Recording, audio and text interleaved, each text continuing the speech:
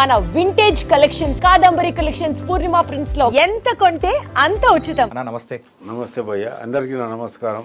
ఎలా ఉన్నారన్నా? నేను హ్యాపీ భయ్య, ఎప్పుడు హ్యాపీ. 10 మంది మేలు కోరుకుని బతికేవాడిని. నేను హ్యాపీగా ఉంటాను. నాకు ఏమీ లేదు. నా ముఖం మీద మడతలు లేవు, నా మనసులో ముడతలు లేవు. ఫ్రీగా మాట్లాడతాను. సూపర్ చెప్పారన్నా. దగ్గు ఏంటి ఈ మధ్య కొంచెం క్యారెక్టర్స్ కానీ చాలా వరకు తగ్గిపోవడం కానీ ఏంటి సంగతి ఏంటి? ఇప్పుడు నేను 200 పై సినిమాలు చేశాను. నేను 200 వరకు లెక్క పెట్టుకున్నాను. ఆ తర్వాత చేయలేదు. ఇంకొక లెక్క పెట్టుకోలేదు నేను. ఇంకో 10, 20, 30 అయి ఉంటాయి. ఒకటి. రెండోది కొన్ని టీవీ సీరియల్ కీ రోల్ మంచి క్యారెక్టర్స్ చేశాను. ఇక మున్పు అంటే అందరిని వెళ్ళి అడిగి ఫ్రెండ్షిప్ చేసుకొని ఫోన్లు చేసి పిలిచేవాళ్ళు, మనం అడిగేవాళ్ళం. ఒక సీనియారిటీ వచ్చింది, ఏజ్ వచ్చింది, మా అసోసియేషన్లో ఒక కీ పోస్ట్ ఉంది. ఇంకా మనం అడుక్కుంటా మనం తిరుగుకుంటా ఉంటే నాకు ఎందుకేమో అది మా ఫ్యామిలీ బ్యాక్గ్రౌండ్ అవన్నీ నాకు మంచి పేరున్నది మా ఫ్యామిలీకి మాకు. కాబట్టి అలా నన్ను నేను దిగజాడ్చుకోలేకపోయాను. అందరి దగ్గర తిరిగి ఏదో నామూసిగా ఫీల్ అయ్యాను. వస్తే చేసుకుంటూ వెళ్ళిపోవడం. పిలిస్తే ఎవరు ఫోన్ చేస్తే వస్తాను, కాదని నన్ను ఇప్పటివరకు ఎవరిని కాదనలేదు. అది కాదు. రెండోది కాంపిటీషన్ ఎక్కువైపోయింది. జనం పెరిగిపోయారు, ఆర్టిస్టులు పెరిగిపోయారు, లేడీస్గా కానీ జెంట్స్గా కానీ క్యారెక్టర్ అందరు పెరిగిపోయారు. ఎప్పుడు నేనే చూసుకుంటూ కూర్చుంటే కొత్త నీరు ఎప్పుడు వస్తుంది? వాళ్ళకు కూడా అవకాశం ఇద్దాం. కానీ నేను చెయ్యొద్దని కాదు, పిలిస్తే చేస్తాను, నాకు ఇవ్వండి లేదు అని అడిగే పొజిషన్ లేవు. ఇంకోటి, నేను గుర్తుపట్టే డైరెక్టర్లు ప్రొడ్యూసర్లు అంతా వెనుకబడిపోయారు. వాళ్ళు కొత్త నీరు వస్తున్నది.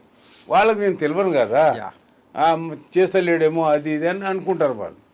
కాబట్టి అప్పుడప్పుడు ఇంటర్వ్యూలు ఇచ్చి నేను బతికున్నాను, నేను మాలో ఉన్నాను, మంచి వేషం ఉంటే ఇవ్వండి అని అప్పుడు చెప్తున్నాను.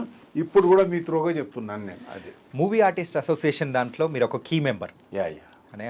అయితే రీసెంట్గా మన ఆర్టిస్టుల విషయానికి వచ్చేటప్పటికి ఫిష్ వెంకట్ చనిపోయారు.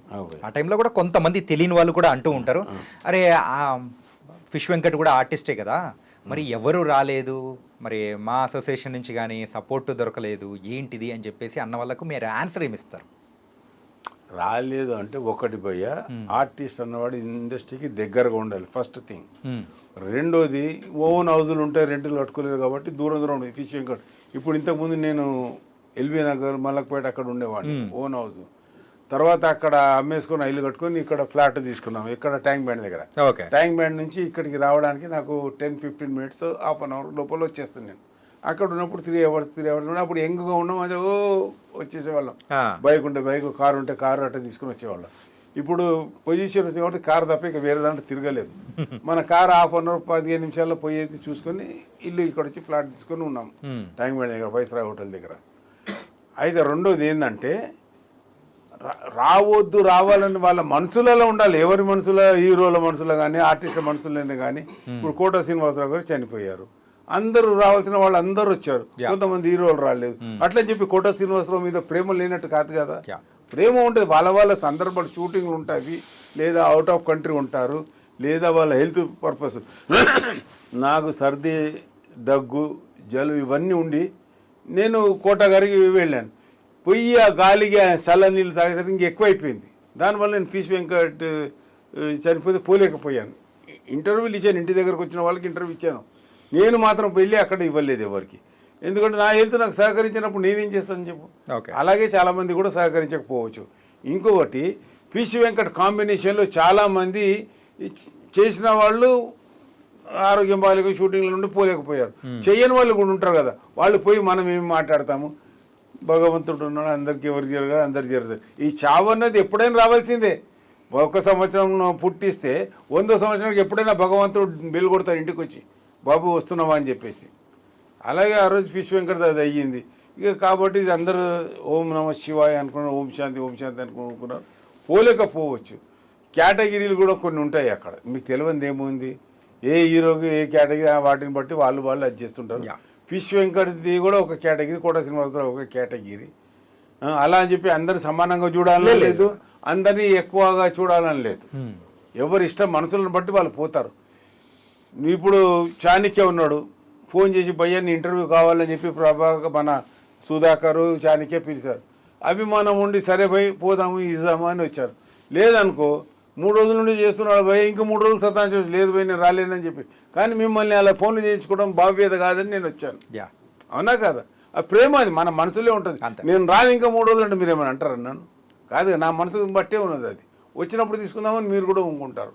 మాకు మీరెంత అవసరమో మీకు మేము అంతే అవసరం. అవునా కాదా? వెంకట్ది కూడా అదే పరిస్థితి. వెంకట్కి పోయినాం అనుకో, చలో పోయి అది. ఇంకోటి ఏంది, ఆయన మెయిన్ అతను చేసిన తప్పేందని మాలో సభ్యత్వం తీసుకోకపోవడం భయ్యా. తీసుకోలేదు. ఏంటన్నా అన్ని బోల్డ్ అన్ని మూవీస్ చేశాడు ఆయన. ఆది అప్పుడు వచ్చాడు నాకు తర్వాత ఒక 2-3 సార్లు అక్కడ లొకేషన్లలో కలిశాడు. కలిస్తే వెంకట్ అప్పుడు నేను as a EC member, first నుంచి ఈసీ మెంబర్ నేను. అయితే వెంకట్ నువ్వు కావా ఒక 5-6 సినిమాలు 10 సినిమాలు చేసావు అంటే, ఎవరు అవుతా అన్నా అని, లాభం ఏముంది అన్నా నాకు అని అడిగాడు.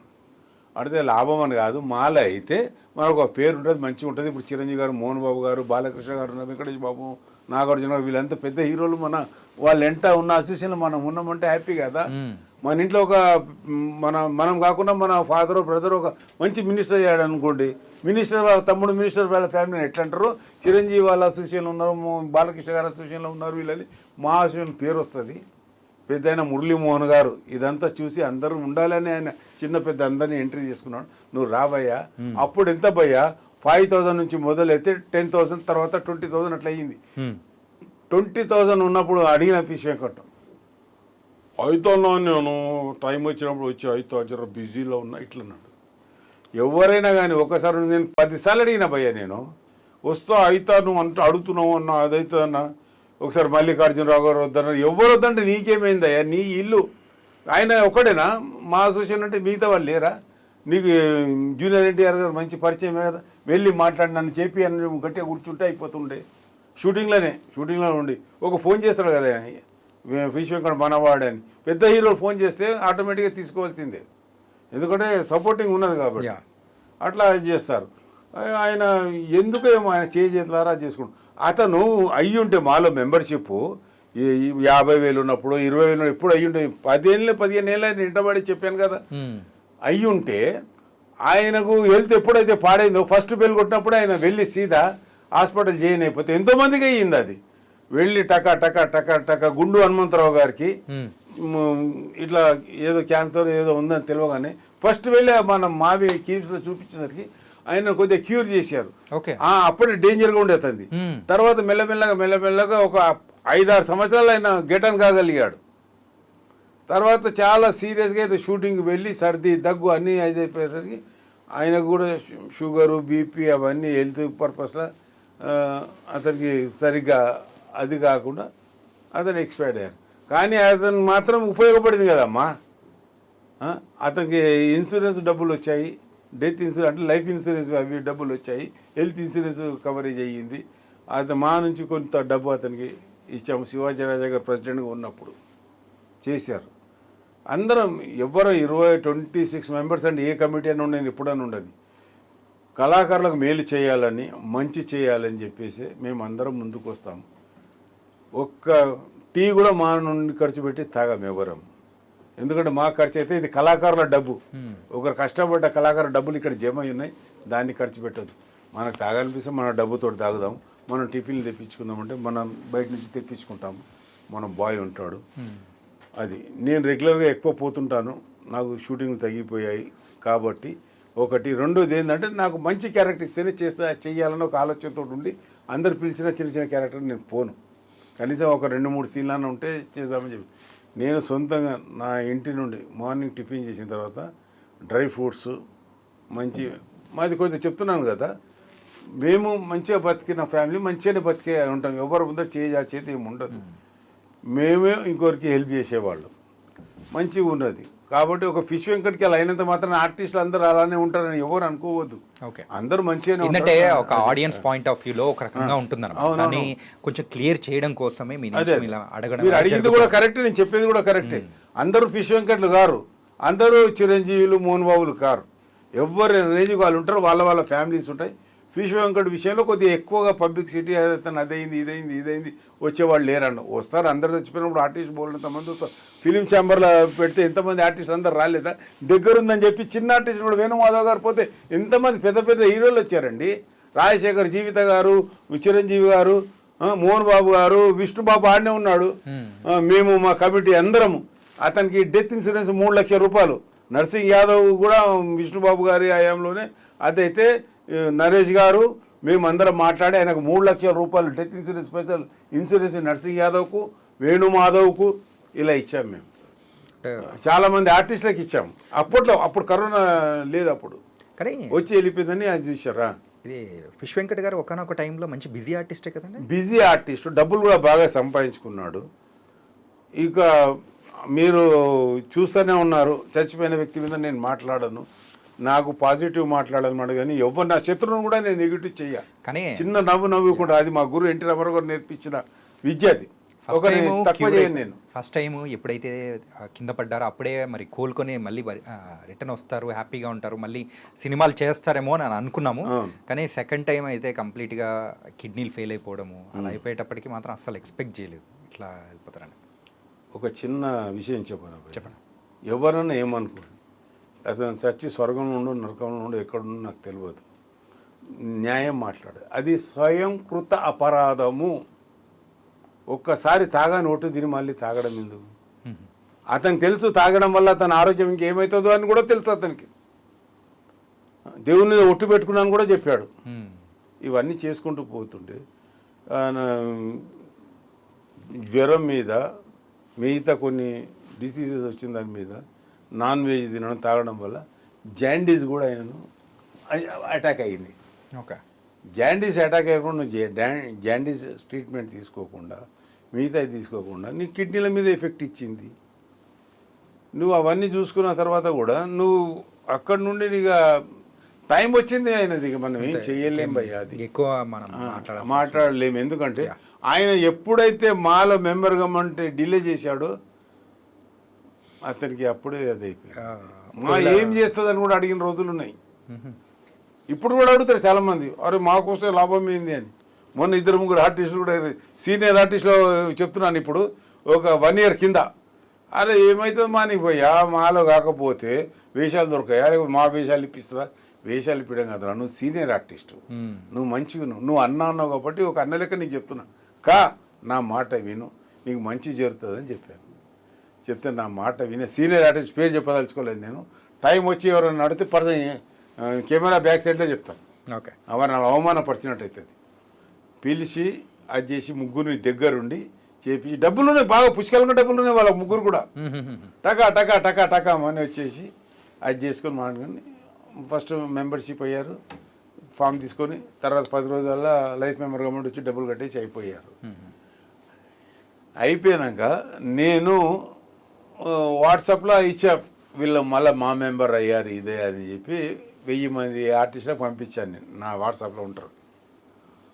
కంగ్రాచులేషన్స్ భయ్యా, నువ్వు ఇప్పటివరకు కాలేదా, నువ్వు ఏం మనిషివి అని వాళ్ళు రిప్లై కామెంట్స్ పెట్టారు.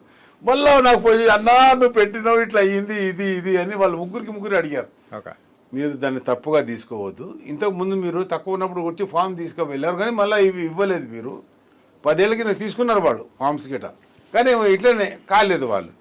ఈరోజు గట్టి నేను పట్టి పిలిపి చెప్పించాను. అయితే నీవు తర్వాత వాళ్ళకు ఇప్పటికైనా మీరు వచ్చారని మిగతా మెంబర్స్ వాళ్ళకు కంగ్రాచులేషన్ చెప్తే, అన్న నీకు ఎప్పటికీ రుణపడి ఉంటాం మేము, నువ్వు పిలిచి మాలో మెంబర్షిప్ చేయించావు, 1,00,000 రూపాయలు ఎందుకు వేస్ట్ అని అనుకున్నాం, కానీ అది వేస్ట్ కాదన్న, మా జీవితానికి సపోర్ట్ అది అని వాళ్ళే నన్ను అప్రిషియేట్ చేశారు. మళ్ళీ కానీ అక్కడ అంటే మూవీ ఆర్టిస్ట్ అసోసియేషన్ విషయానికి వచ్చేటప్పటికి అందరూ ఒక ఆసరాగా ఉంటారు అందులో ఉంటే అని మీరు చెప్తున్నది మాత్రం చాలా బాగుంది. కాకపోతే అక్కడ ఇన్వాల్వ్ చేసుకోలేకపోవడము అది ఆయన చేసిన తప్ప.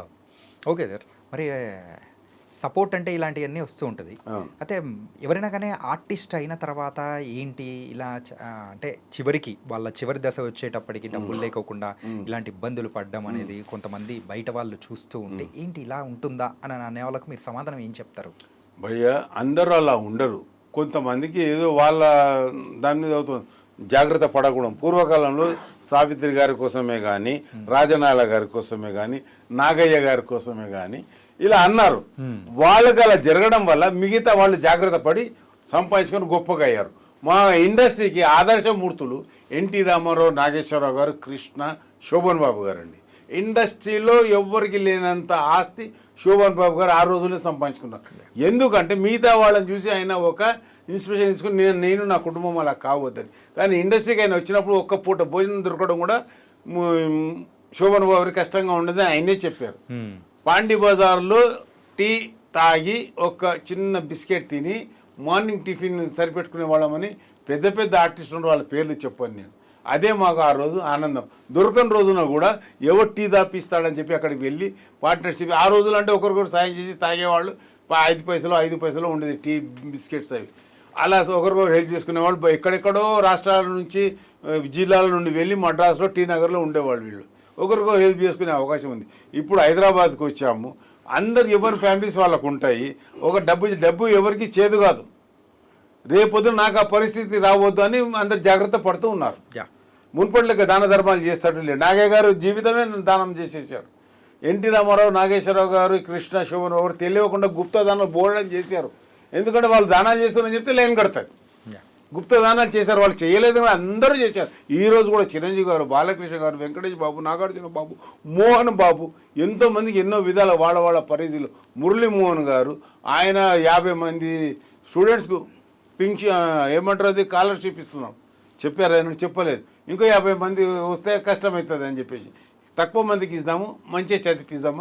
కానీ మన శక్తి ఉన్నంత వరకు చేశారు. అందరూ చేస్తున్నారు. ఇండస్ట్రీ ఎవరు చేస్తలేదని కాదు. వాళ్ళ ఇప్పుడు మనం వెళ్తుంటే ఒక కాళ్ళు చేతులు లేని వాళ్ళు వచ్చి సార్ అంటారు కారు దగ్గర. మనకు గోసనిపించి ఒక 50 20 వాళ్ళకి వేస్తాం. అది మన స్తోమత. అదే పెద్ద హీరో విషయం తీసి ఒక 1000 500 అట్లా వేస్తాడు. ఆయన వేసినట్టు మనం వేసుకుంటూ పోతే రేపు పొద్దున పొజిషన్కి మనం వచ్చేస్తాం. సారు అన్నగారు అంటాం. అది కాకుండా జాగ్రత్త పడుతున్నారు ఆర్టిస్టులు. మునుపటి రోజులు వేరు, ఇప్పటి రోజులు వేరు. ఓకే, ఈ విషయం అనేది కూడా పక్కన పెట్టేద్దాం. మరి కోట శ్రీనివాసరావు గారు ఏంటంటే ఎన్నో గొప్ప వేషాలు అనేది కూడా వేసి ఇలాంటి గొప్ప ఆర్టిస్ట్ మన మధ్యలోంచి వెళ్ళిపోవడం అనేది కూడా చాలా బాధ అనిపించింది.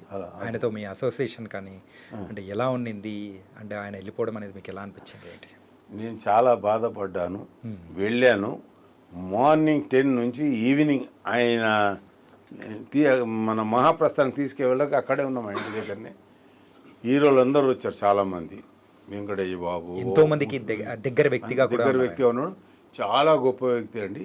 ఏదున్నా నిర్మోమటంగా ముఖం ముందర మాట్లాడతాడు, జోకులు వేస్తాడు. ఆ జోకులలో కఠినంగా బాణాలు గుచ్చుకుంటాయి కానీ ఆ బాణాల్లో నుండి తేనె వెళ్తుంది, రక్తం వెళ్ళదు, తేనె వెళ్తుంది. ఆ విధంగా సరదాగా ఉండి అందరితో జోకులు కట్ చేస్తుంటాడు. ఏ మాటనా నువ్వు మాట్లాడు, దానికి పర్యాయ పదాన్ని జోక్గా అది చేస్తాడు. అది చిన్న జోక్ చెప్తాను మీకు. ఆయన ఒక యూనివర్సిటీ వాళ్ళు వచ్చేసి మీకు డాక్టరేట్ ఇస్తామండి మీరు ఒప్పుకోవాలి అంటే, నాకు డాక్టరేట్ వద్దు బాబు, మీరు డాక్టరేట్ ఇవ్వగానే రేపటి నుంచి డాక్టర్ కోటా బదులు అడ్డకోట అని పిలుస్తారు నన్ను. డాక్టర్ కోటా వద్దు, డకోటా వద్దు మీరేని అన్నాడు. అది ఎంత స్పాంటిజ్గా ఎక్కడెక్కడి నుంచి ఇలాంటి మాటలు బోల్డని ఉన్నాయి ఆయన దగ్గర. అది ఆయన దగ్గర ఒక గ్రంథాలయం. నవ్వుతూ మాట్లాడుతూ నవ్వుతూ అది చేస్తాడు. ఒక రోజు నేను ఇంటర్మాభిమాను కదా, ఒకరోజు నన్ను అడిగాడు, ఎలా నా మీద కోపం వస్తుందా నీకు అని అన్నాడు. ఎందుకన్నా అని అడిగాను నేను. మీ గురువు ఎన్టీ రామారావు వేషాలు వేసి అది చేశానంటే, మీరు కళాకారులన్నా మీరు చేయొచ్చు, తప్పు లేదు, పెద్ద ఆయననే మిమ్మల్ని క్షమించాడు, మేమేం చేస్తాము అన్నాడు. అనేసి మీ బాలకృష్ణ గారు అయితే నా ముఖం మీద ఉంచారు కదా అన్నాడు. సరదాగానే ఏమి అట్లాంటివి అవి నాకు అట్లా జోకులు అట్లా పట్టించుకోవాలి. ఏమి వాళ్ళ మధ్య ఏందో అది మనకు తెలియదు.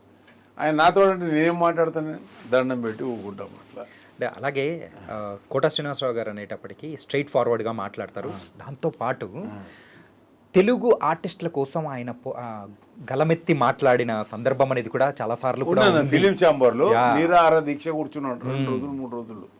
పరభాషా వ్యక్తులు కంటే మన వాళ్ళను చూడొచ్చు కదా, మన వాళ్ళని గురించి కూడా ఆలోచించొచ్చు. సినిమాలు వద్దు, తెలుగు సినిమాలు ముద్దు, పరభాషా నటులు వద్దు, మన తెలుగు నటులే కావాలని కూర్చున్నాడు.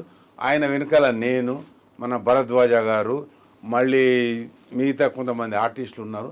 వాళ్ళందరం ఆయన వెనకాల సపోర్టివ్గా ఉండు. ఆయన నడవడికి అంటే నేను నడగడు ఒక తమ్ముళ్ళకి ఎంట ఉన్నాం. ఎందుకంటే నాకు చిన్నప్పటి నుంచి అది ఒక విషయం చెప్పాలంటే, దేనికైనా ముందు ఎన్టీ రామారావు గారు సినిమాలు చూసి నేను అట్లా ఉండాలి, ఒక కథానాయకుల్లో ఉండాలి మనం అన్నది ఒక అలవాటు అయిపోయింది. ఆయన మొదలు పెట్టగానే వెంట నేను కూర్చున్నాను.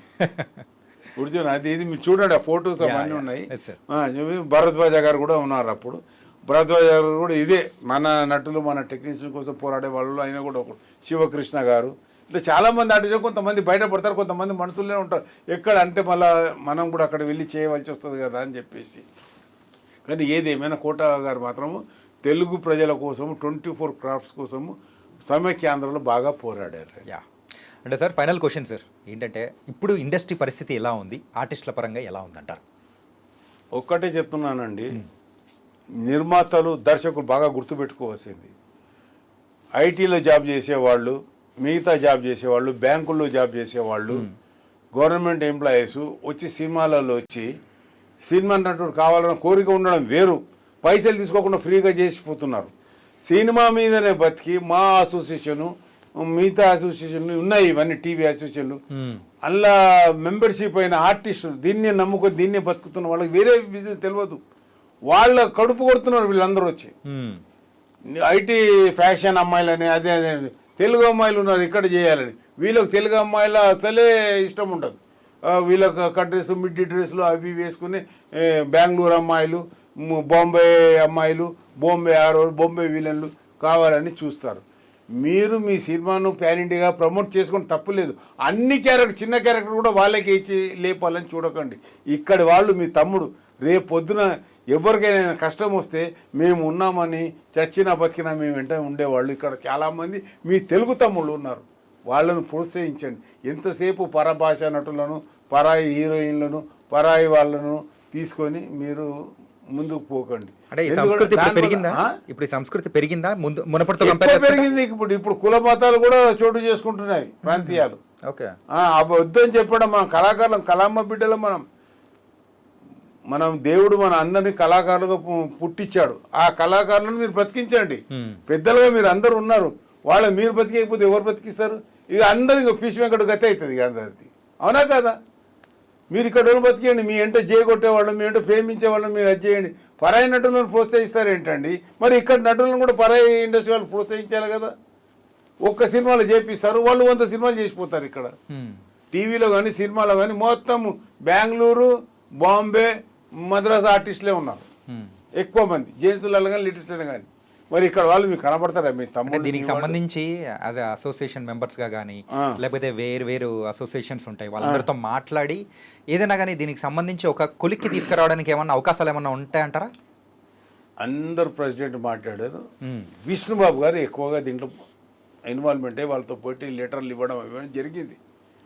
సరే అంటున్నారు, మేము జాబ్ కార్డు కూడా చేసాం, మన తెలుగు ఆర్టిస్టులు వీళ్ళు ఉన్నారని 80 మంది ఫోటోలు ఖాళీగా ఉన్నారు, సీనియర్ ఆర్టిస్టులు వీళ్ళు పేదరికం ఉన్నారు, ఈ జాబ్ కార్డు తీసుకెళ్ళండి, మీరు టైం ఇస్తే నా కార్లో ఉంది చూపిస్తాను జాబ్ కార్డు వీళ్ళకి వేషాలు ఇవ్వండి అని చెప్పి ఇచ్చారు. ఇస్తే అన్నపూర్ణమ్మ సీనియర్ ఆర్టిస్టు, చెప్పకూడదు కానీ చెప్పక తప్పదు, అన్నపూర్ణమ్మ మిగతా ఆర్టిస్టులు, బాంబ క్యారెక్టర్ కొడితే ఎక్కడి నుంచో తీసుకొస్తారు, రామప్రభు గారు లేదా పిలిపియండి, అట్లా వేరే వాళ్ళ పరాయి ఆర్టిస్ట్ని వాడుకున్నారు.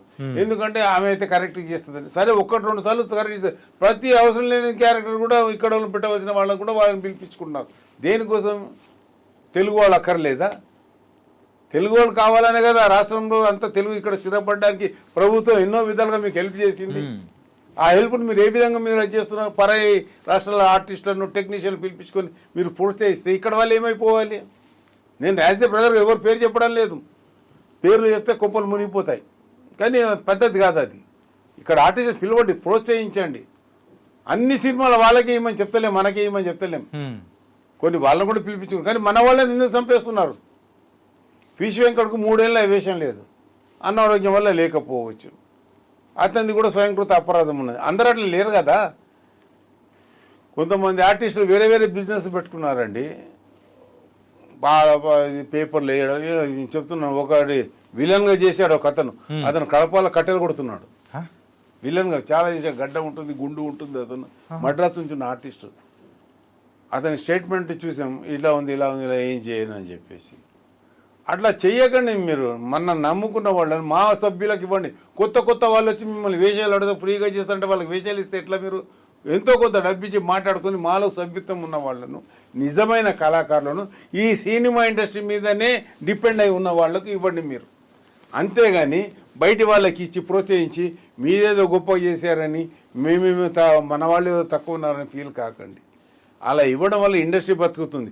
ఎవరు లేకపోతే ఇండస్ట్రీని శ్మశానం నిలుపుకున్నట్టు మీరే అనుకుంటారా చెప్పండి? పెద్ద హీరోలైనా ఎవరైనా సరే, పెద్ద డైరెక్టర్లైనా కొద్దిగా ఆలోచించండి. మన వాళ్ళ కొంతమందికి ఇవ్వండి.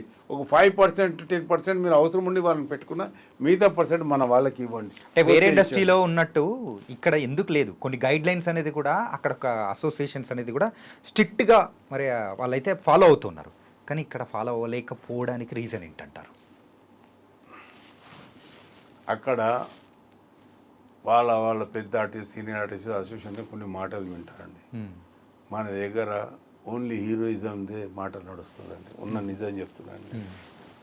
ఆ హీరో చెప్పాడని, ఈ డైరెక్టర్ చెప్పాడు, వీళ్ళు చెప్పాడని కొన్ని ఉన్నాయి. అట్లా దాన్ని పూర్తిగా ఓపెన్ అయ్యి మాట్లాడే పరిస్థితి లేదు. ఎందుకంటే అందరూ ఒకటి నాలాంటి వాడిని నెత్తి మీద చేయబెడతారు. ఆల్రెడీ పెట్టారు, కానీ నేను భయపడను. ఎందుకంటే నేను న్యాయం, ధర్మం, మంచి కోసం మాట్లాడతాను. ఎంతమంది ఎన్ని రాళ్ళు చల్లినా, ఎంత బుడద చల్లని చూసినా, ఏం చేయాలని చూసినా ధైర్యంగా ఉండి నిజాయితీగా ఉన్నవాడిని ఎవ్వరు ఏం చేయలేరు. ఒక సామెత ఉంది కదా, ఆ సామెతనే నాకు వర్తిస్తుంది.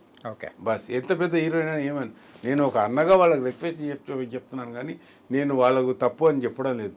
మన వాళ్ళని కూడా బతికించండి, మన వాళ్ళని కూడా ప్రోత్సహించండి అని చెప్తున్నాను. అంతే, మంచి చెప్తాను కానీ చెడు చెప్పను, చెడు అనను. ఎందుకంటే మంచి మనసుతో ఆలోచించాలి. వాళ్ళు నా మీద కోపంతో ఆలోచిస్తే ఏమీ దొరకదు. మానిక్ మీద ప్రేమతో ఆలోచిస్తే మనసు ఓపెన్ అవుతుంది, వాళ్ళ మనసు కూడా కూర్చోబడుతుంది. ఏదైనా రోగాలు ఉంటే వెళ్ళిపోతాయి. అది సీనియర్ మోస్ట్ ఆర్టిస్ట్గా 40 సంవత్సరాల నుంచి ఇండస్ట్రీలో ఉన్నారు, అండ్ మా association EC member, and starting నుంచి కూడా ఉన్నారు. కాబట్టి దీనికి కావాల్సిన సమాధానం అనేది మీ ఇలాంటి వాళ్ళ దగ్గర నుంచే కరెక్ట్ వస్తా అని అడిగాను. మాకు కావాల్సిన సమాధానం అనేది కూడా వచ్చింది. థ్యాంక్ యూ సో మచ్ అన్న, బోల్డెన్ విషయాలు అనేది కూడా షేర్ చేసినందుకు. నేను అన్నీ ఉన్నట్టుగా నిజాలుగా మంచి మాట్లాడాను, మీరు తప్పుగా అర్థం చేయదు. నిజమైన మనసుతోటి ఇక్కడ ఉన్న ఆర్టిస్టులను గుండెల మీద చేయి వేసుకొని మీరు ఆలోచించండి. ఒకసారి ఫిష్ వెంకట చోట ఉండి ఆలోచించండి. మీరే ఫిష్ వెంకట చోట ఉండి ఏంది ఇది అని ఆలోచించండి. మాణిక్ భాయ్ చెప్పిన మాట కరెక్ట్ అయితే ఆశీర్వదించండి, చెడైతే అనుకోండి, అయిపోయింది. ఓకేనా, బస్. నేనేం కోరుకోను మీ నుండి, మంచిగా కోరుకుంటాను, అంతే. Thank you. అందరికీ నమస్కారం, మీ అందరికీ నమస్కారం. Thank you brother.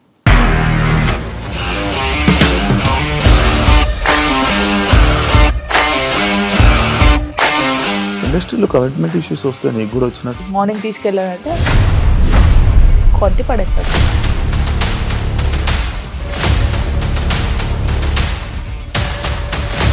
ఒక్కళ్ళు కూడా చూడలేదు ఈ సినిమా అని చెప్పడానికి కూడా చాలా ధైర్యం కావాలి. అది నిజం కదా, దాంట్లో ధైర్యం ఏంటి? ఇది నెక్స్ట్ డే ప్లేట్ మార్చేస్తే తప్పు కదా. As of now we are comfortable this అని నేను అనుకుంటున్నాను. రష్మిక గారిది మీది ఒకే ఊరు అంట కదా? నీకు కోపం వచ్చిందంటే బాగా తిట్టేత్తరా? తిట్టేద్దామండి.